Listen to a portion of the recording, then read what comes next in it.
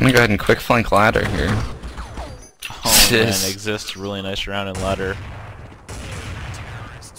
And that is match for Fnatic. Honestly, I felt like that match could have been a bit closer. Obviously, Fnatic was the team that should have been the one to win, so... Yeah, their backs were against the wall. They needed to win that match. If they were to lose that match, likely getting knocked out of group play. Huge disappointment if that's the case. Huge disappointment. Alright, so our next match will be either Navi versus WinFact or Fnatic Mousesports. We will be back in 20 minutes. Winout.net for coverages and videos and up-to-date strat, playbooks and stuff from the event. I'd imagine Cake Builder been putting some out lately, so check that stuff out for up-to-date strats from the event. It's very interesting stuff. Yep, and we will be back. 20 minutes. Nexus just beat Navi 16-4 on Mirage. What? That's a huge win right there for a Nexus. I mean, obviously it's still not going to advance out that group, but I mean...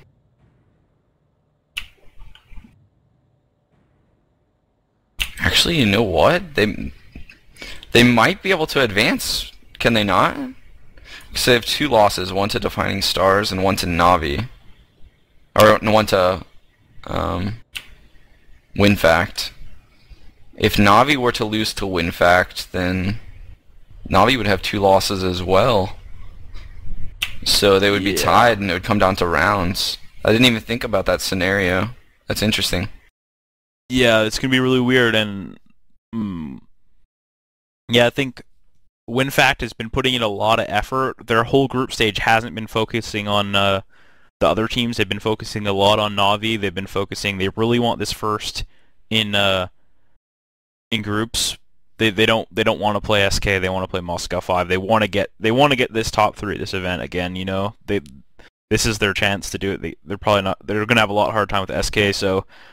That Navi WinFact game is going to be pretty big then for what all happens. Well, if Navi lost to a Nexus 16-4, that almost ensures that WinFact is going to advance with that #1 seed, because even if they lose to Navi, then if they have more than a round, I would imagine like 6 rounds or so, they'll get that 1 seed because they'll have more rounds, correct? Or does it come to head-to-head as the first place deciding factor? Yeah, this is actually getting into a really interesting group. I mean, originally I was just thinking that with a Nexus playing so bad and all this kind of stuff, it was just going to be Navi and WinFact playing for that first, second seed. But now Navi's really getting put on the line here.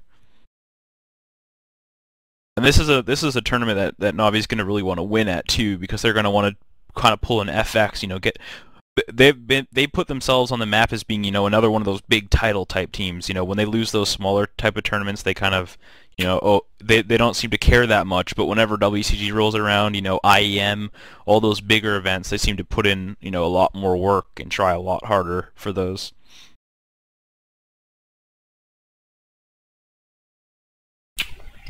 Yeah, Navi, correct me if I'm wrong, they won last year's ESWC, correct?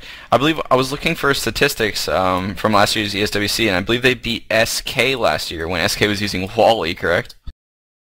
Who, sorry? Navi won ESWC last year against an SK squad that featured Wally, correct? Yeah, I think so. I'm not entirely sure. Because I was trying to figure out how they're going to convert the groups into bracket play, and it was very odd, by the way, how they did it in 2010. There's seemingly no order to it. I imagine they used some kind of insane calculus equations or something. Jokes, guys. Alright guys, we're going to take our break now, but we'll be back in 10 to 15 minutes. Yeah, be sure to check out winout.net and justin.tv/winoutnet, all one word. We'll come back in a couple minutes.